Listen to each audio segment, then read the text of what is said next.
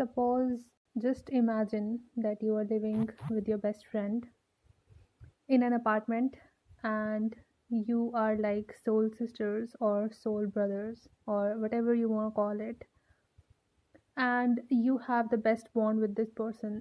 Okay. And one day you decided to go outside and do some shopping, or go at the beach or somewhere else. You can imagine, you can use your imagination there.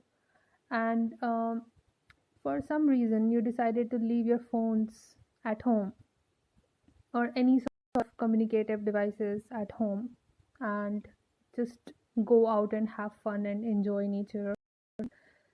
And you both are outside and you are having fun and you're having the best time of your life, because this is the person you love the most.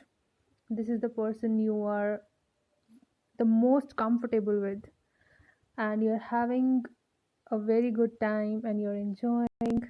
And something happens where you lose each other somehow, and look for each other. Of course, suppose if you are at a mall, like you are searching for each other at in every shop, at every stall, and everywhere. In every shop you try to find each other everywhere, and even you go outside and try to find them, and you do your best to search where your friend is, and they are doing their best too, probably, of course.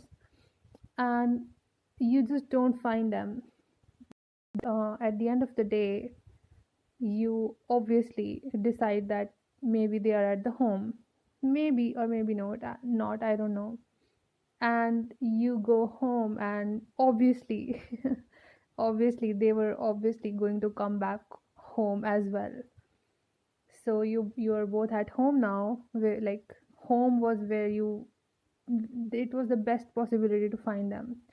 In the same way, it's the same way with God. God is at home already, but it's us who keep wandering here and there, in the shopping malls, in the, I don't know, there are so many kinds of places out there where we try to find God outside of us, somewhere outside of us, somewhere outside our real home. We try to find God, we try to find source, we try to find alignment.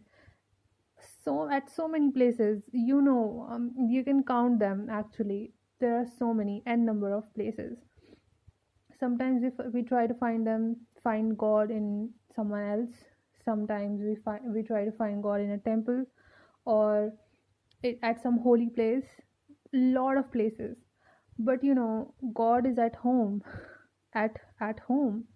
And once that home is within you, you know and once you decide to go home, finally, to just leave everything else and go within you and dive within the waters of yourself, inside you, inside that holy place, in your heart center.